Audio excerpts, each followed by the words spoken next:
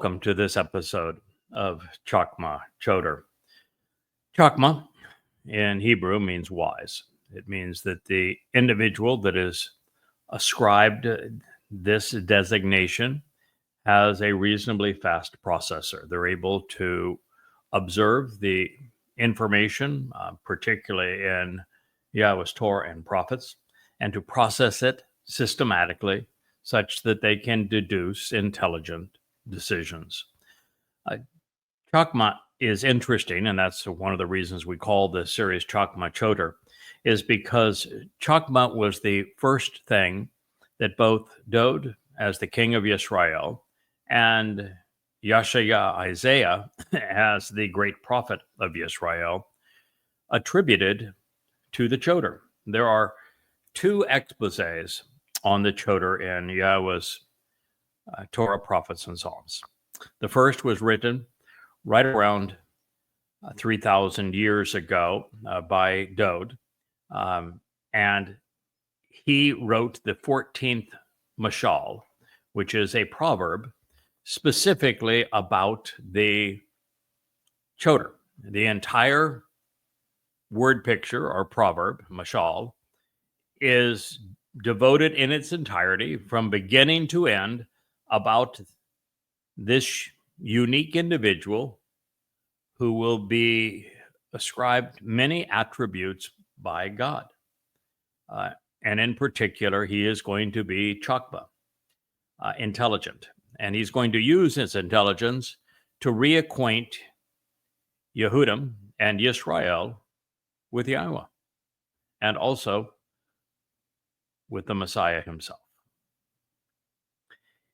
When we turn to Yeshaya 300 years later, he devotes the whole 11th chapter to the Choter, and specifically tells us that the Choter is going to be unique in all of human history, and that he's going to have the seven spirits of Yahowah, including the very spirit of Yahowah.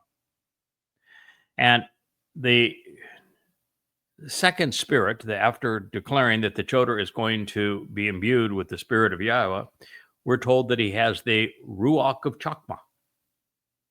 And the Ruach of Chakmah means that God is supplying this man's intelligence, his wisdom, his ability to be discriminating and discerning, the attributes that he is going to bring to his testimony so as to be the first to understand, perceive, and present many thousands of profoundly important insights. And the result of that, according to Yahweh's inspiration through Yeshaya, Isaiah, is that there would be a nesh, a sign, that Yahweh is going to lift up for his people before he returns. And everything we read about that nesh, sign, that banner, tells us that you are looking at them over my shoulder, that they are part of the Yada Yahowah series of books. And we know this because Yahowah goes out of his way to say this explicitly. He tells us that the nesh is Yada Yahowah. And Yada Yahowah simply means to know, to recognize, to acknowledge Yahowah. And that is how all of these books were titled going back, now 24 years ago. Now, it is a little bit funny, and we have to keep a sense of humor about all of this because, well, the job that has been given to the Choter was deemed impossible by Moshe. So if we are to trust the Torah, then Moshe said that the job I have been given is impossible, that no person can do this job. If we are to trust and rely upon Yahweh's statements, he agrees. He says, the children of Israel are way too disagreeable and ornery and embittered and antagonistic, such that The job of leading them to the truth and having them accept it is way beyond what even God himself could achieve. So we have Moshe, the great Torah giver, the great liberator, one of the greatest men who ever lived, saying, not only can't I do the job, no one can do this job. And then you have Yahowah saying, yeah, I agree with you. They're pretty much impossible. I'm out of here too. I want nothing to do with them. We'll go through the motions. We'll get them into the promised land. I'll communicate over time through some 20 men that will listen to me. But apart from that, I'm not returning to them until they return to me. And so, wouldn't you know it, God decides, I don't need this aggravation. I have no interest in talking to them again until they have decided they're going to return to me. And he picked a man that he refers to as the Choter to accomplish that. Now, there's not enough wisdom in the world that to accomplish that mission, since Yahowah himself gave up on Yisrael, and so did Moshe. But nonetheless, this Choter has 7 spirits of Yahowah to get this accomplished. It's not just the spirit of wisdom and intelligence, but also the very spirit of Yahowah, the Ruach of Yahowah. The Ruach of Bien, which I think is the single most important of all Hebrew words when it comes to understanding who God is and what he wants. It is the thing that more than anything else I have brought to the occasion through these books.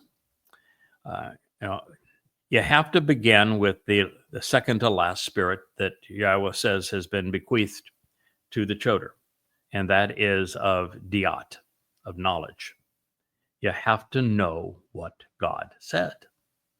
And so I started out writing these 35 books that you see behind me, all of which are free in their entirety at yadayah.com, all of which are the essence of the Yahowah blog. But I started out doing something no one had ever done before. I created a new format for an amplified translation. And this translation is even necessary for Hebrew speakers because it goes back to the words that God shared prior to the implementation of diacritical markings by the Masoretes. Goes all the way back to the Dead Sea Scrolls as the text being translated, and then derives the meaning of each word based upon what those letters meant when brought together in their raw Paleo-Hebrew form 3,000 years ago.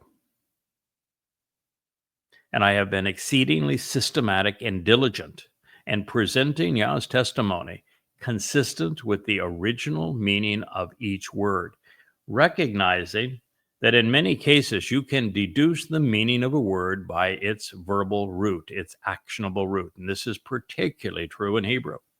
And that you can look at related words to ascertain the meaning of those words. And you can look at the original alphabet that was used, which was a drawn in really human form, showing a ram's head, showing a home with a single entrance inside, showing the teeth to talk about that which is nurturing you could bite into and then would articulate and say, showing a foot as in moving in the right direction, showing a person in a reclined position but with their hands before them so that you know that they're reading something, showing a human head, their eyes, the ears, the mind, so that this person is being observant, showing people that are standing up, looking up and reaching up to God, showing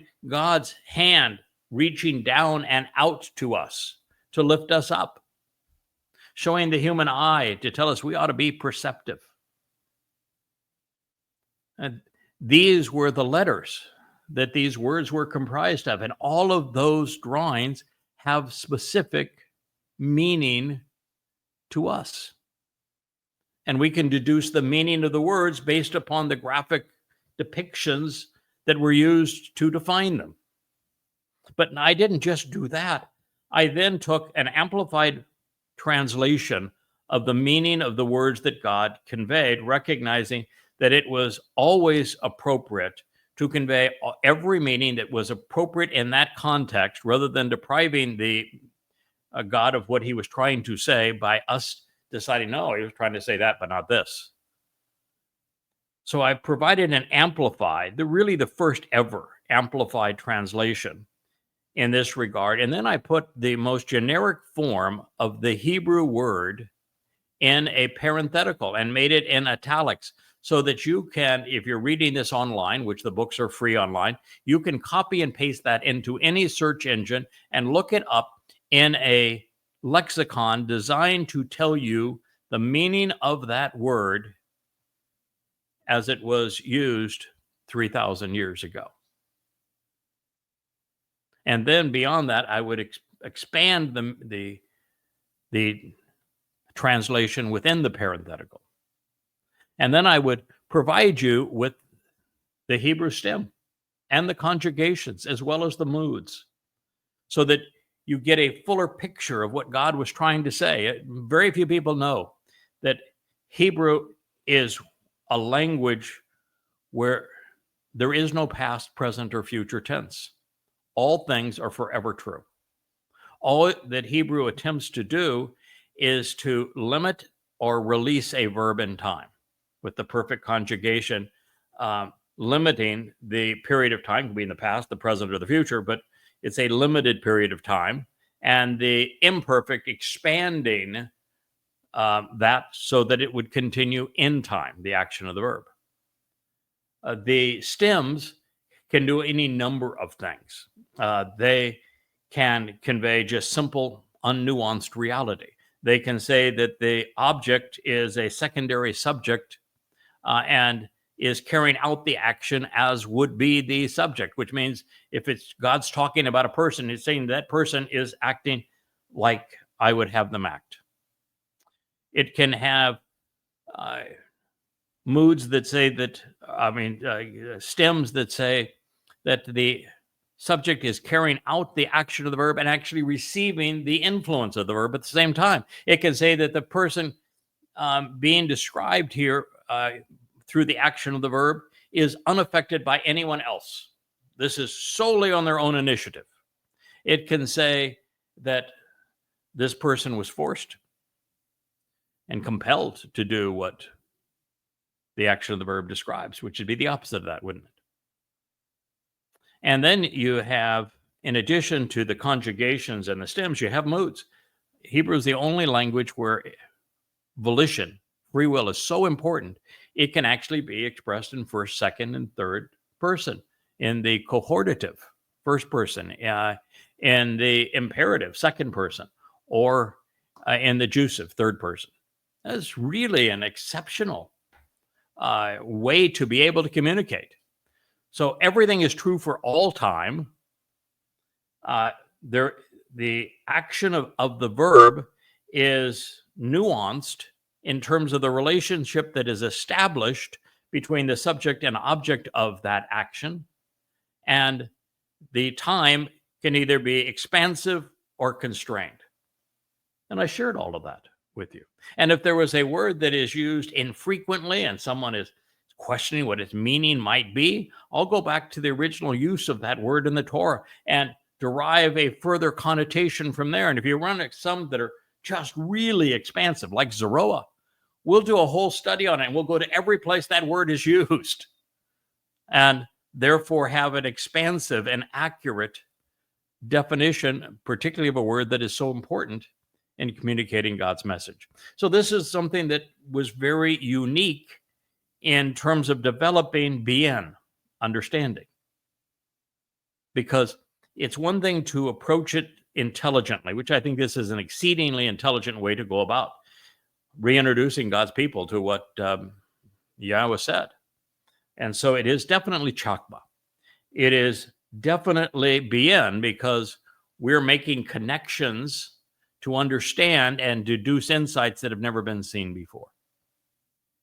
It's definitely diat, based upon this huge now basis of knowledge. But it's also Isa, which means that God gave through his spirit, this Choter, the ability to do something that had heretofore never been done before, not even by Moshe, not by Dod, not by even the great prophet Yeshaya, by no one. And that is to see the entire picture from beginning to end.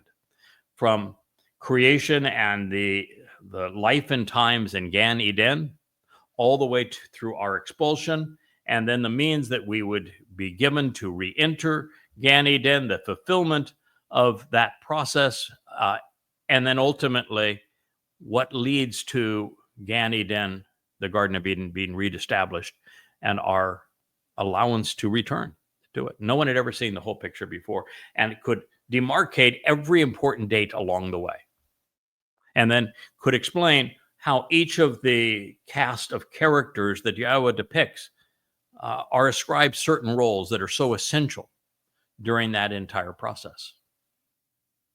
And I'm the first, of course, to recognize that David is not only the Messiah and the Son of God and the returning King, he's the one who told us that he would be crucified in 33 CE during Chag to fulfill Passover, exactly when it occurred, exactly how he said it would occur, which means that David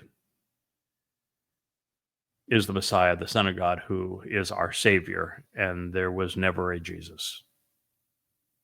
That's a powerful deduction, and it's irrefutable from God's point of view. He gave us so much evidence to this, it's a shame that I was the first to deduce it. It should have been obvious to everyone going back hundreds, if not thousands of years. But that is a unique gift that the Spirit has provided by this analysis of God's testimony. The Choter, though, would have to have something else if he's going to prevail because, well, Moshe said the job's impossible. No man can do it. Yahweh agreed with him. So Yahweh, in addition to giving this man the spirit of Yahweh and the spirit of intelligence and the spirit of understanding and the spirit of knowledge and the spirit of the respect for Yahweh and his name, and the spirit of being able to be the first to perceive the entire portrait that God was painting and then convey it intelligently and appropriately to God's people. He gave the Choter the spirit of Gabor. Gabor is a unique and powerful Hebrew word. It's one of the most misunderstood Hebrew words as well. The Gabor is the essence of Isaiah 9, which speaks of Dod. Names Dod, speaks of Dod. Dod was Gabor. The most Gabor of all humans is Dod. That's why when Daniel tells us that a man came to him to reveal the truth about when the Messiah would return and fulfill Pesach, Matzah, and Bakurim, and give us this grand swath of future history. He described that man as Gabor El, the most courageous and capable man of God. Gabor is a man. It's from Gabar. It means human male who has strength, who has conviction, who has courage, who will fight for what's right. Dod is the ultimate Gabor. He is the Gabor El, Gabra El. But he's not the only one that God gave a sense of courage. Not the only one that God made capable.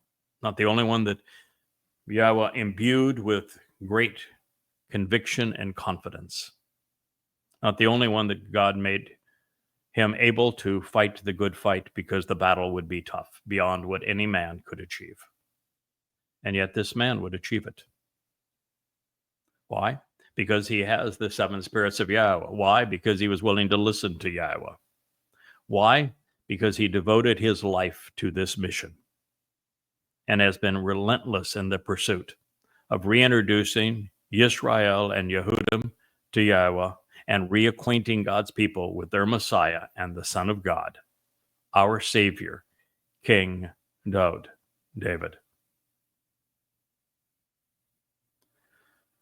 So that's the reason why David devoted a mashal, a proverb, the 14th, to the Choter.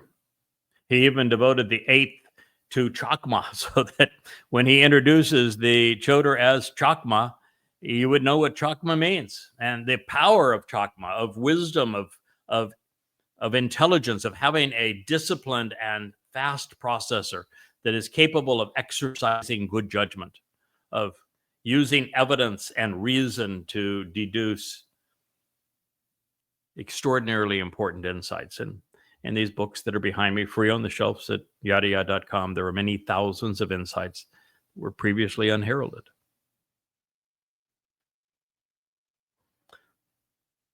So that is who the Choter is. And we're told in Yeshayah that he would write the Nesh that Yahweh would lift up.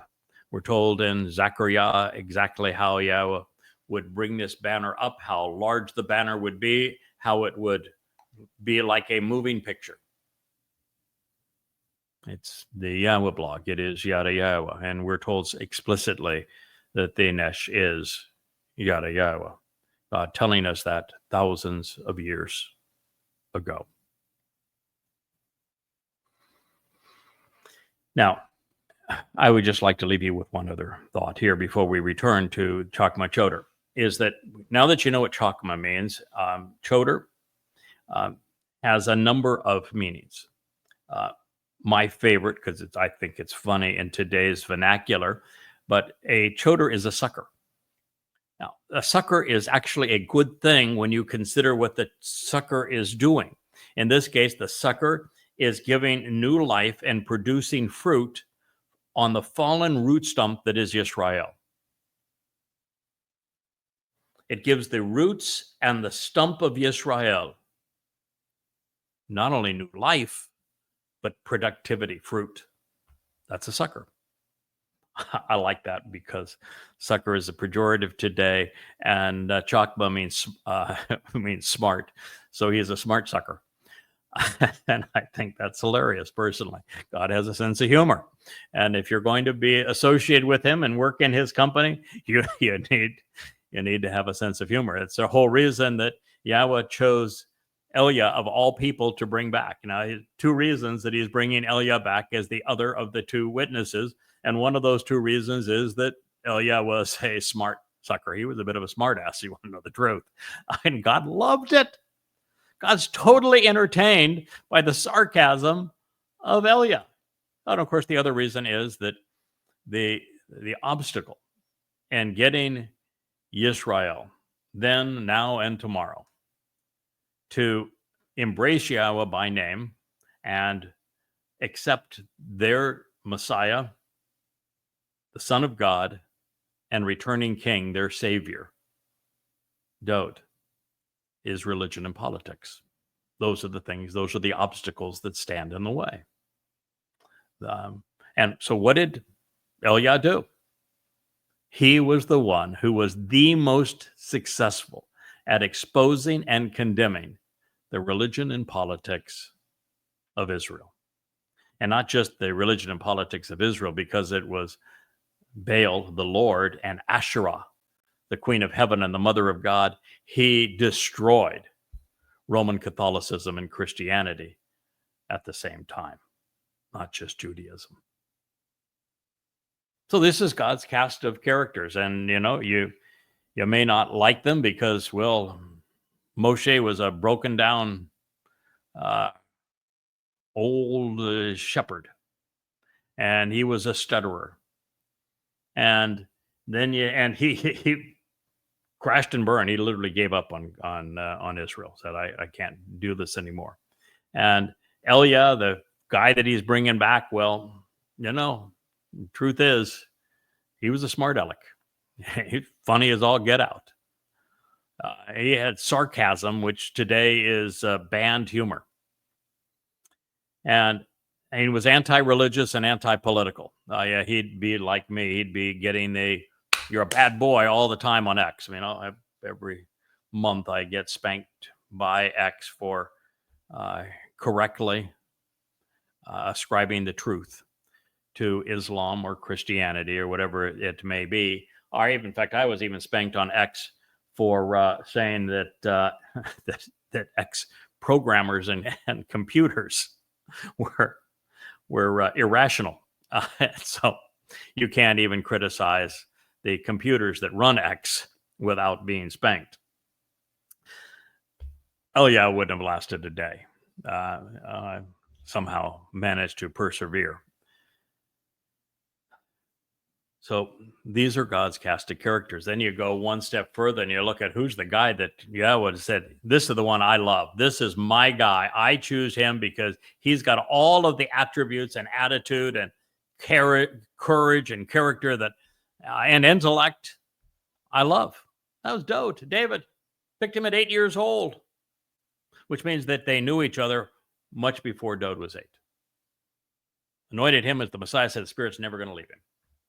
And then come to find out, Dode had the wherewithal to discover it's right for me to volunteer to be the Passover lamb. It is correct for me to be the soul that carries the guilt of the covenant family deposited in Sheol on Matzah, never to be seen again. It's right for me to be the firstborn of firstborn children. I volunteer for this. Send me in, coach. And he convinced Yahowah that it was the right call. Yahowah, of course, agreed with him. And that is profound, is how he came to realize that this role was cast for him. And yet he saw what no one other than myself saw. Yeah. 3,000 years later, I know exactly how he figured it out. And I've walked our listeners through how he figured out that it should be him that volunteers for this mission. And he not only volunteered for it, he fulfilled it. And not only did he volunteer for it and did he fulfill it, but he told us all about it. He's the only eyewitness account of what actually happened in 33 CE on Passover as the Passover lamb was crucified by the Romans is written by Dode David in first person in the 22nd and in the 88th Mizmor. And the only acclaim, godly testimony that says, yep, that's my guy. Yep, he did that, is in the 88th Mizmor, which Yahowah wrote specifically for Dode. And the only timing that we're given is exactly when this was going to occur, 700 years in advance, to the exact day that he would arrive, is provided by the Gabor El, Dode himself, to Daniel. God told us all about it. The first 30 Psalms, that's what they're all about. They're all devoted to revealing this truth. That's why I wrote Coming Home, Volumes 1, Volumes 2, Volume 3. And then God provides the seal of the great song of Dode. This I'm signing my name to this. I'm affirming that everything about this is true. It is the declaration that Dode is the beginning and the end of all things relative to the covenant, relative to living with God, relative to our eternity and how we get there. That Dode is God's beloved son. That Dode is the Messiah, that Dode is the Passover lamb, that Dode is the king who is returning with Yahowah, as brilliant as the sun.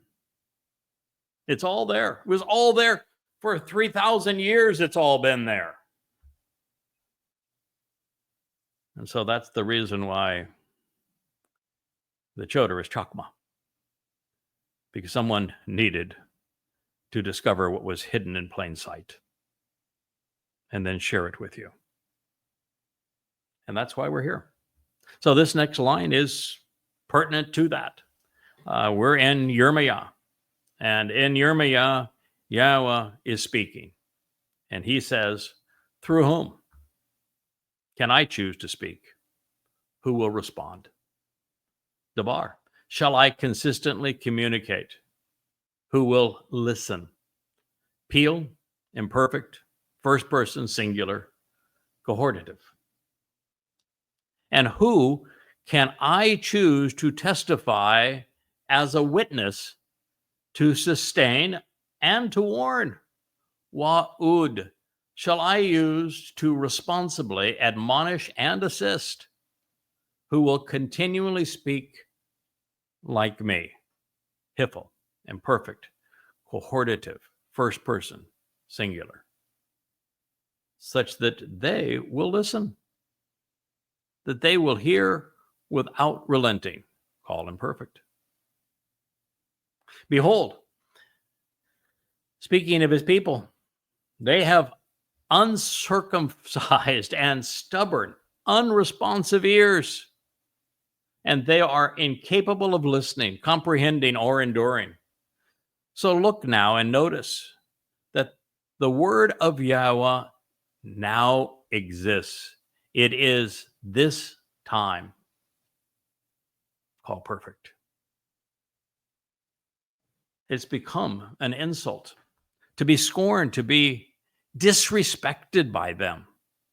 They do not want it. They do not possess it. They do not delight in it, nor do they favor or prioritize it. Jeremiah 6:10. I have been saying until I blew in the face that all of the religious rhetoric by the Haredim that they are Torah observant is pure crap.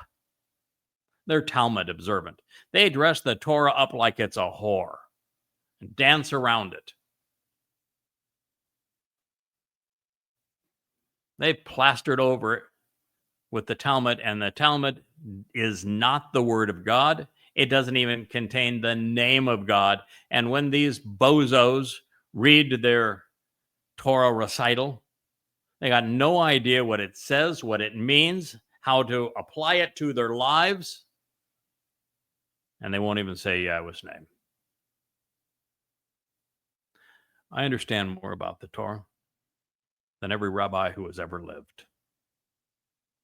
And that might sound braggadocious, but there isn't a squat amount of intelligence that has been applied to the Torah by rabbis ever. They're wrong about everything.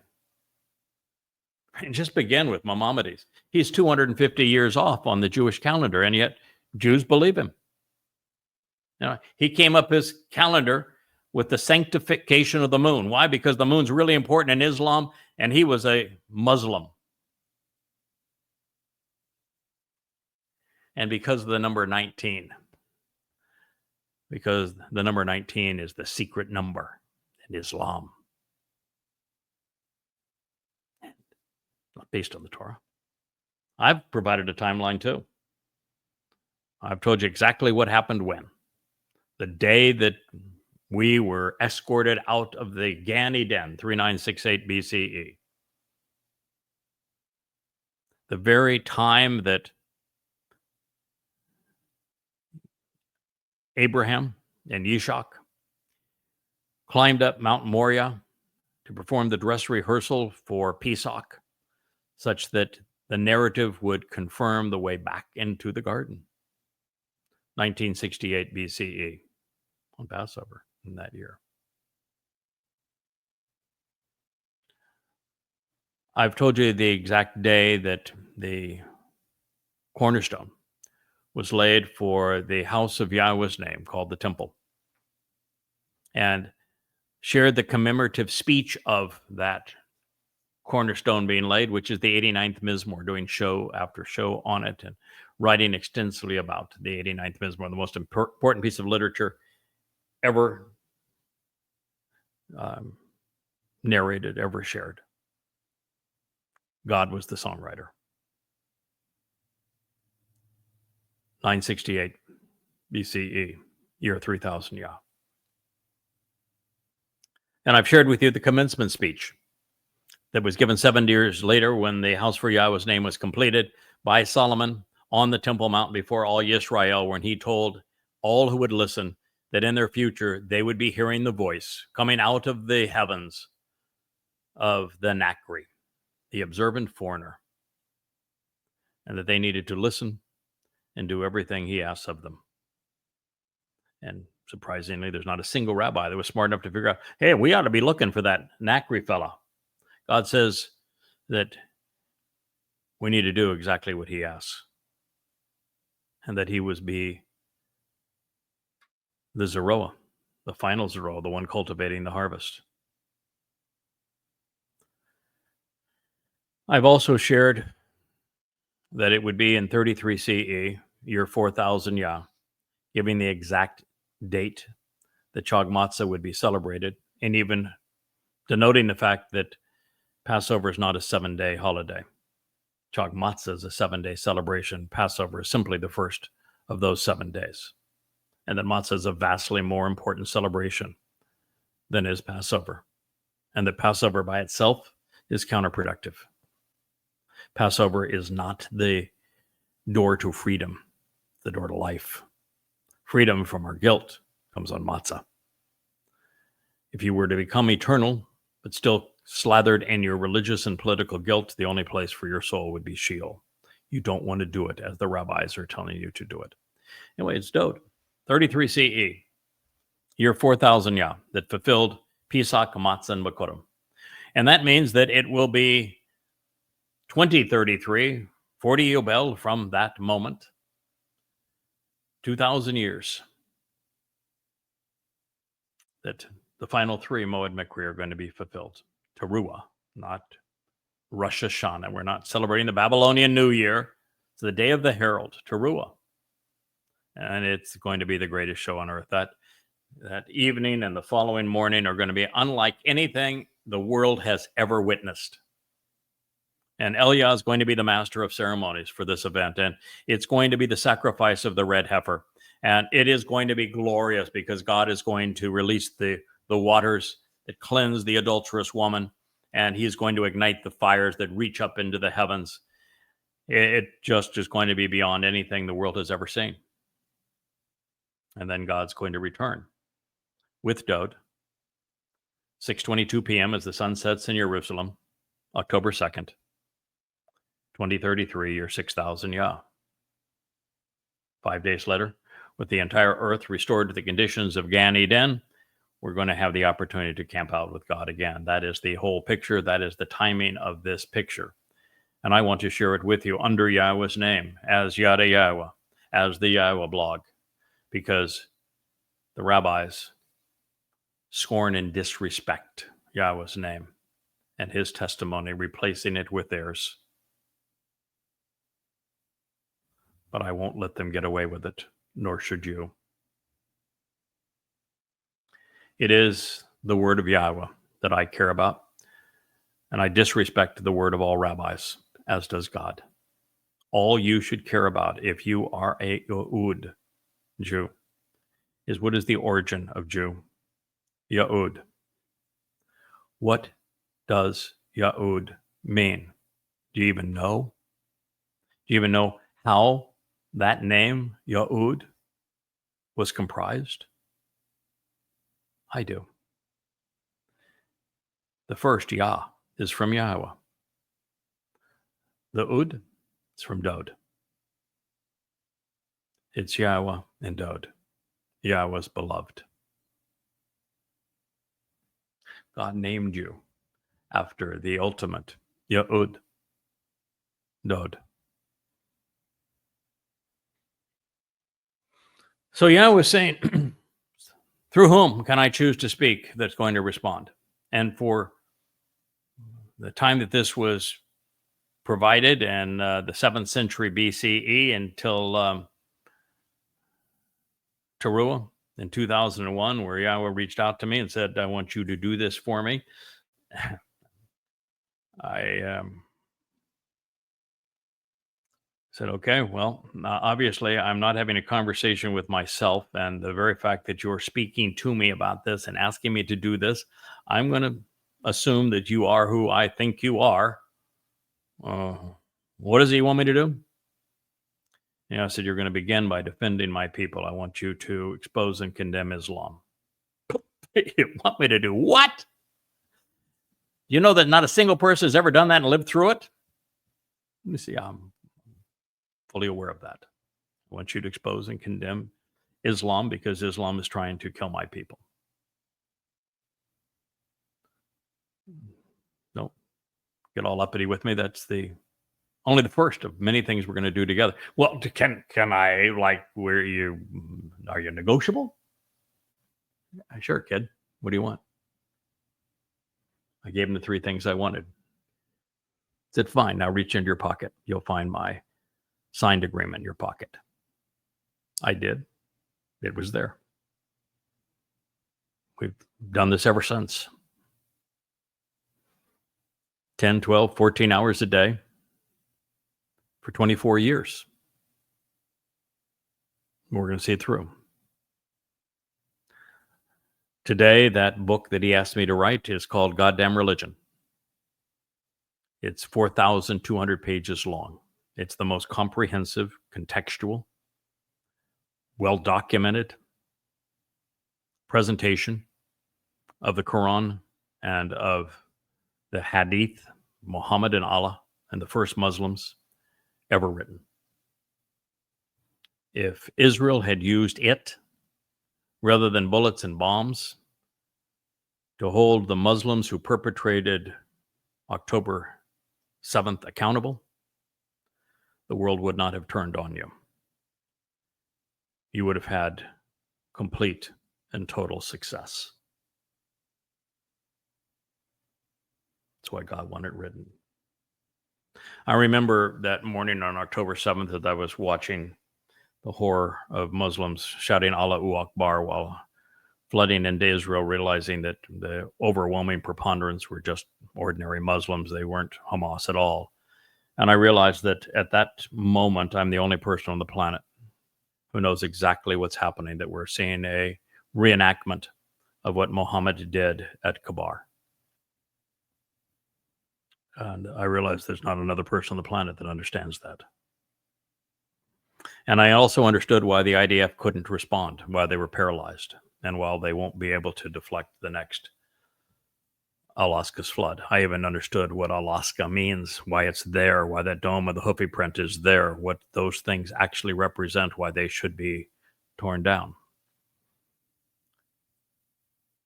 And yet Prophet of Doom was writing it, was a trip through hell. Muhammad's the most repulsive person who ever lived. Allah is Satan. It's disgusting. It was I'm working with YAHOWAH, so he made it as entertaining and productive as it could be. And he arranged for me to do 5,000 talk radio interviews on it, which is where many people came to know who I am and what I'm doing for you. Pretty amazing. And he has had his Malak deployed so that even after thousands of death threats and many, many thousands of death threats, and even a fatwa being placed on me by Saudi Arabia, here I am. Right out in the open. I haven't tell people where I live. It's in the U.S. Virgin Islands. I'm totally and completely safe. Why? Because I have YAHOWAH's protection. He asked me to do this for you.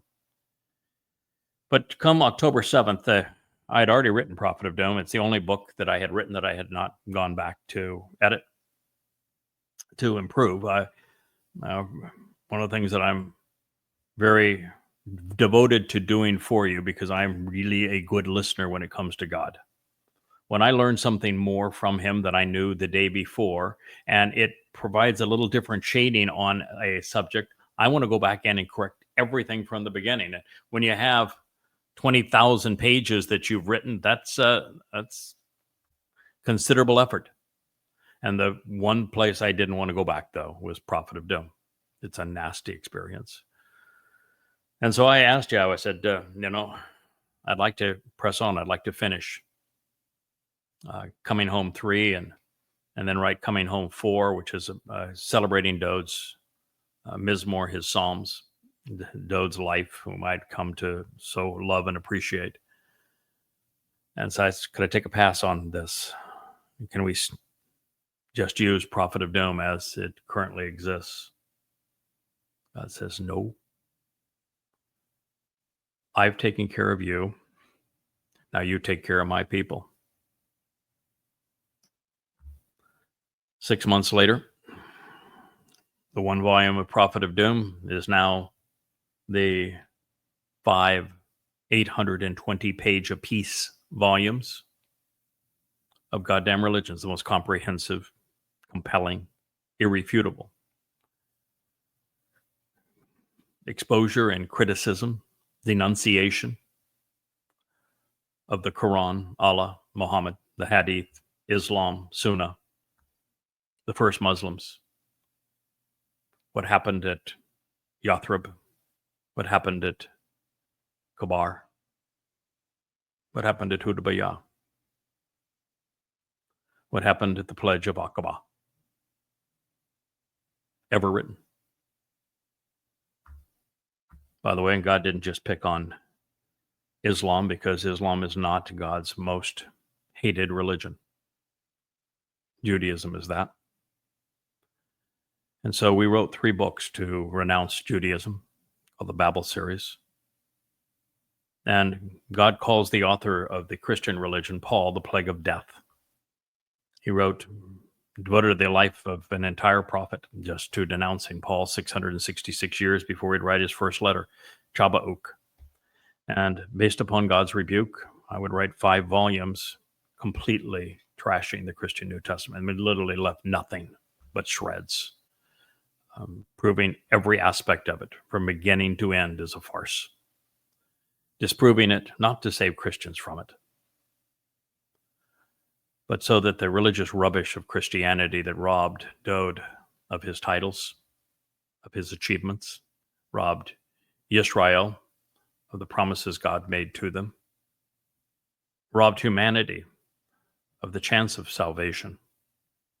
I have moved all of that religious rubbish aside and disproved everything, every nuance of the Christian New Testament, so that the truth was no longer hidden under the pile of rubbish, and that the world was finally in a position to listen to the realization that Dowd, he is the Messiah, he is the Son of God, he is the Savior. He is the one who came in 33 CE that was crucified by the Romans. He is the one who is returning as king, and it is obvious, and God says it emphatically. There never was a Jesus. Paul made up the myth in 52 CE.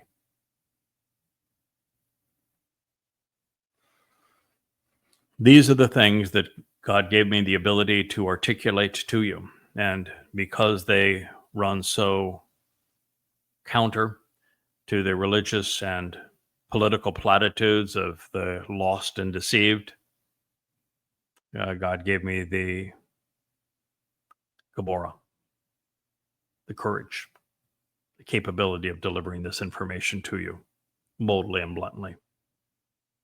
So the answer is, through whom can I choose to speak and respond? You got him. I'm the one. Now, I'm not saying that to brag. I didn't win this job. There wasn't a race out there. There wasn't a contest out there.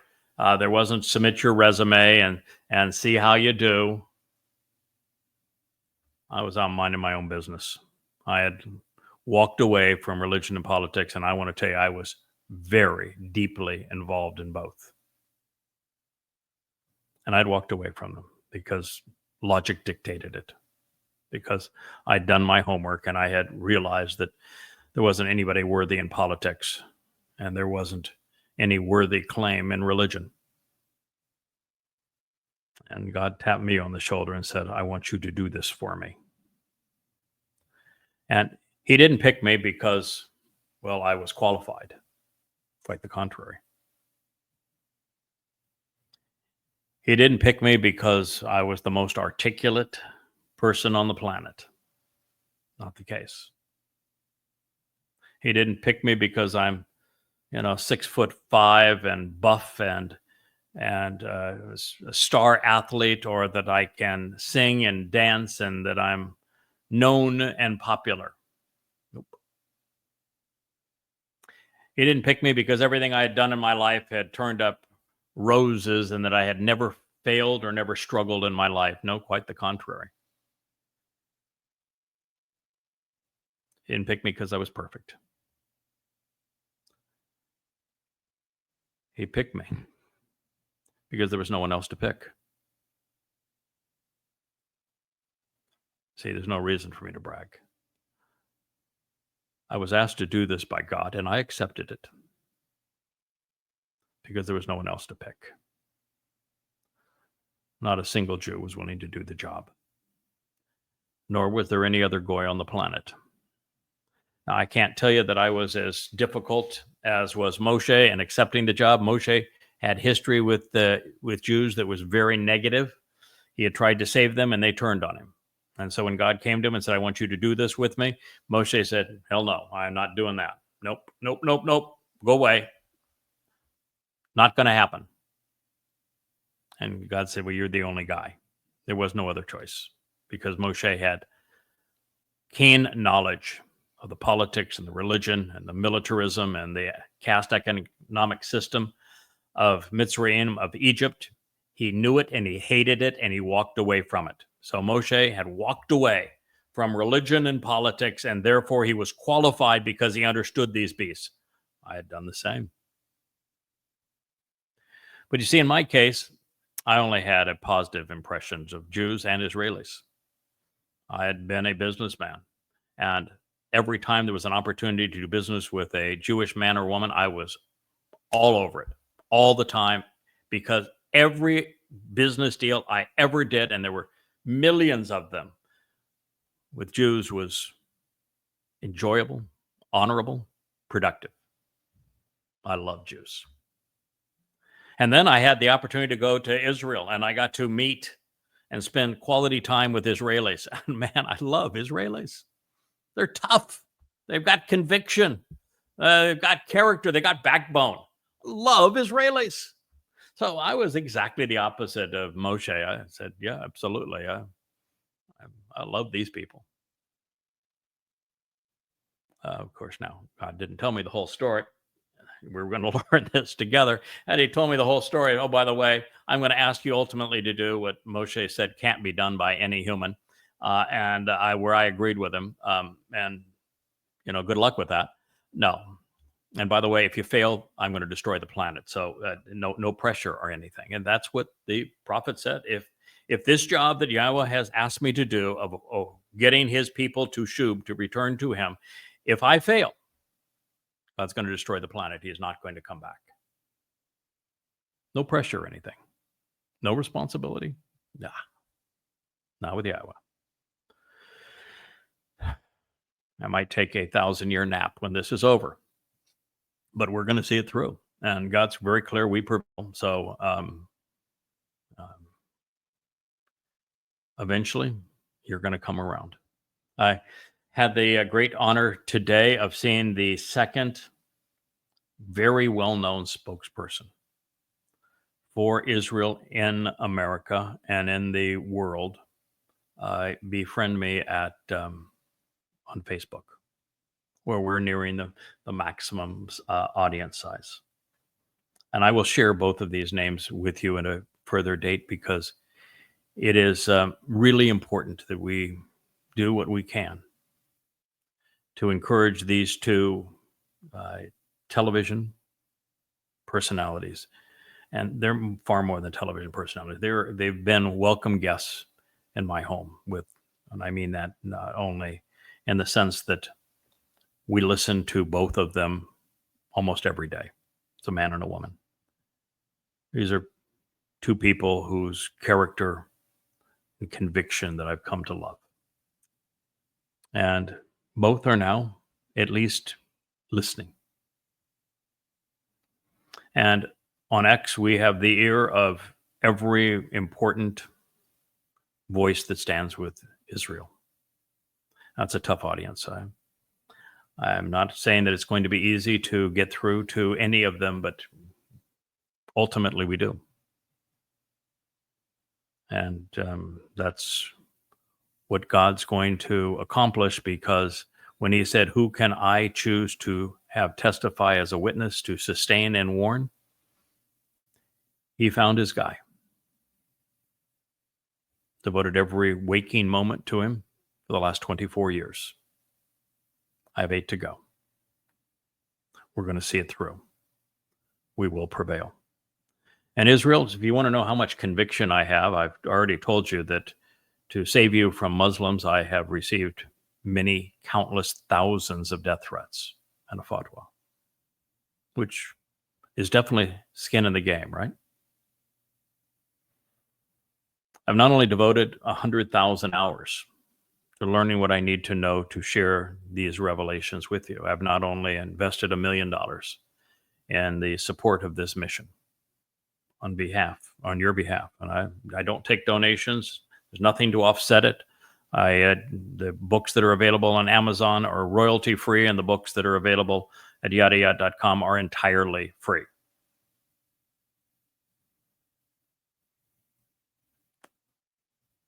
No, I'm not asking anything from you other than you hoping that you will listen.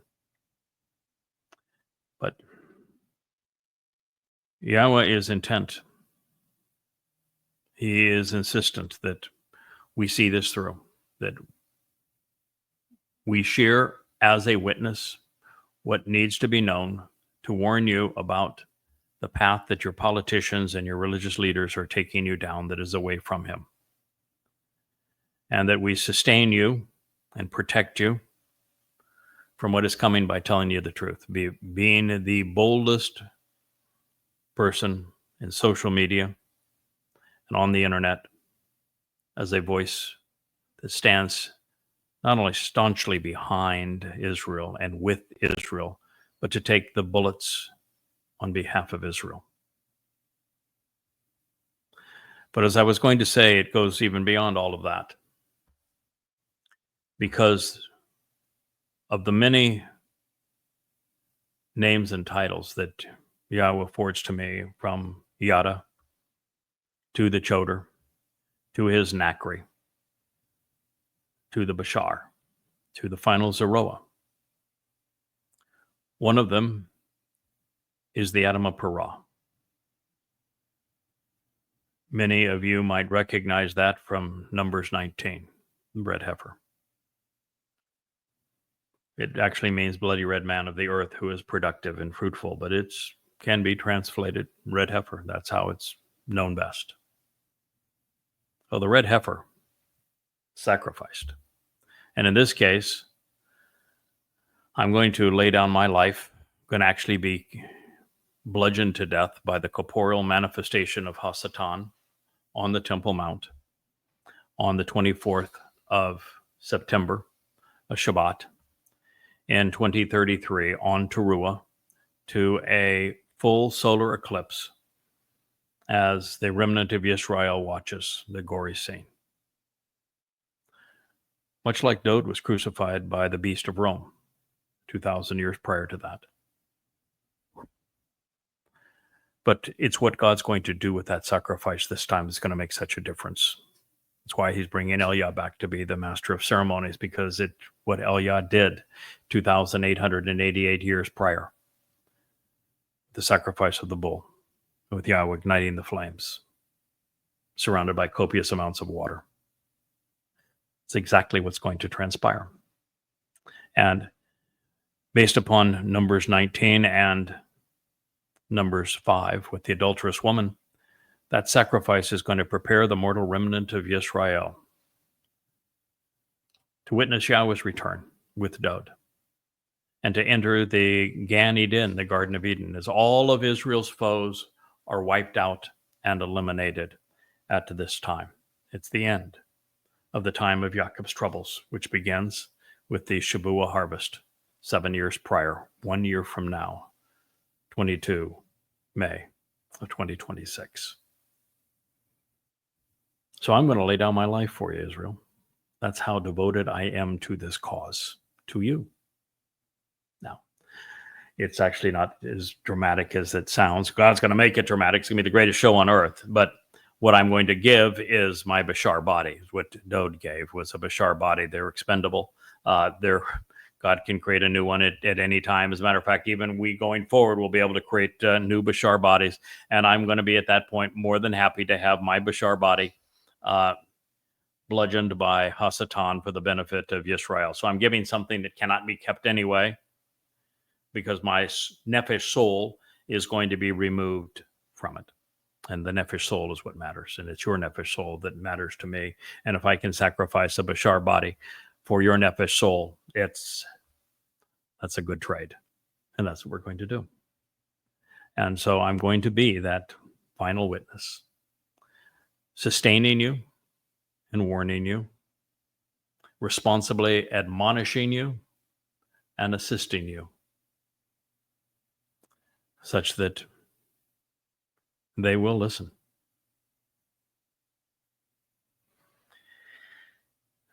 Most people are unaware, particularly Jews, that while they were chosen as God's people, Jews right from the outset did not choose God in return. Abraham was a scallywag. He pimped Sarah out, and Sarah, it was a delight. He pimped Sarah out twice for sheep. Yishak didn't even know which son to bless. Jacob played a shenanigan. Jacob's life story is really not appealing. He said and did almost everything wrong. Jacob's 12 sons, not good either. They were immediately in trouble. They were immediately doing things they never should have done. They sold one of their brothers into slavery.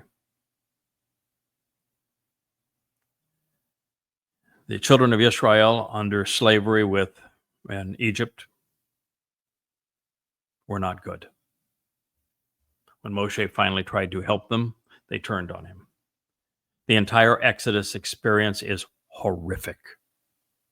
Jews were belligerent, antagonistic, revolting, embittered, ungrateful, condescending from day one. And it never changed. And it still hasn't. And so God says, in fact, they got so bad that the Jews during the Exodus told God to go away and to shut up. They never wanted to hear from him again. And that's why God decided, okay, all right, I'll pick men through whom I can speak. I will tell you what you need to know. And we'll finally have our final rendezvous in the very end when you decide to return to me. I will return to you. And it will be a remnant that will return physically, geographically, mentally, emotionally in the heart, cerebrally in the mind. These are the people that we're reaching out to. Those who will finally circumcise their ears, who will finally listen, who will comprehend and endure as a result. Because now the word of Yahowah, it is treasured by me. It's adored by the covenant family. You will see us post it, put it to music, post it with graphics that are beautiful. We will share it in every way that we can because we love Yahweh's name. We love his testimony. And yet the religious scorn him. It's just an absolute disgusting thing for me to see Christians pretending that they speak for God when their Christian New Testament denounces God, demeans him, negates his Torah and prophets, robs him of his son, steals his people and the promises he made to them, dehumanizes and demeans Jews.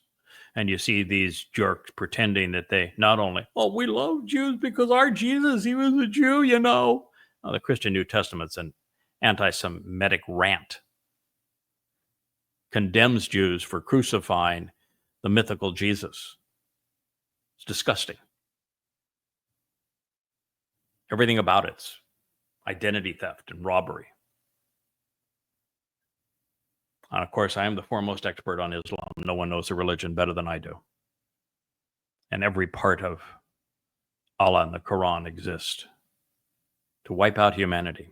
It is genocide against the entire human race, beginning with Jews, that Allah dehumanizes, calls you monkeys and swine.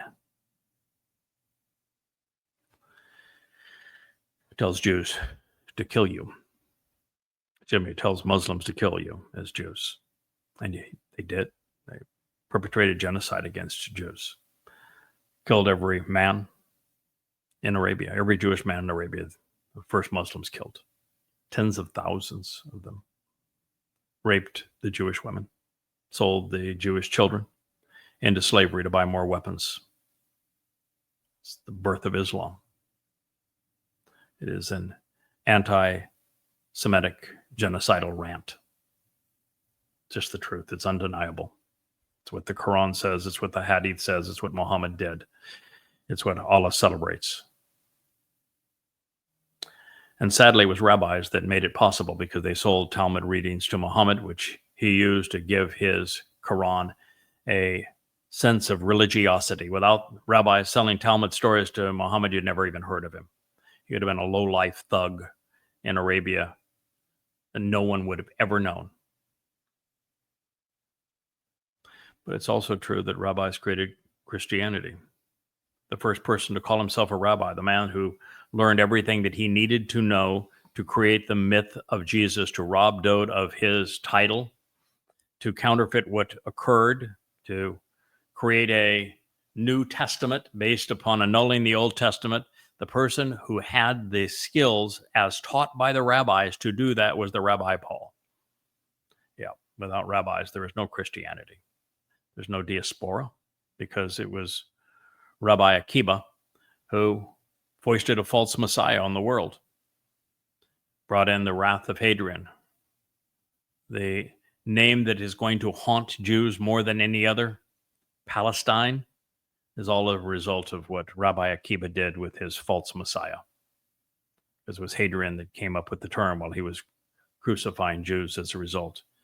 And the result of Rabbi Akiba, the father of modern rabbinical Judaism, is the diaspora leading to the Holocaust. You'd think that you'd be smart enough Jews to say, that's probably not a guy we should be trusting with our souls.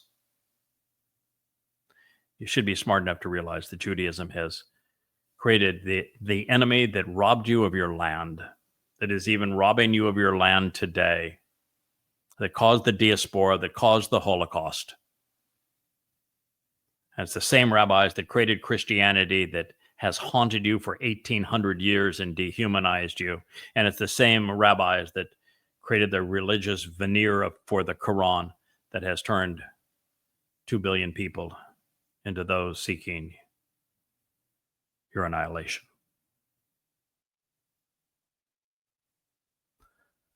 And it's because the rabbis don't give a crap about Yahweh or his words. They care about their words, their power, their control mechanism. They are disgusting. So here we are, Jeremiah 6:10. Now you know. What are you going to do about it? This has been a new edition of Chakmah Choter from the YAHOWAH blog, and I am your host, Craig Winn.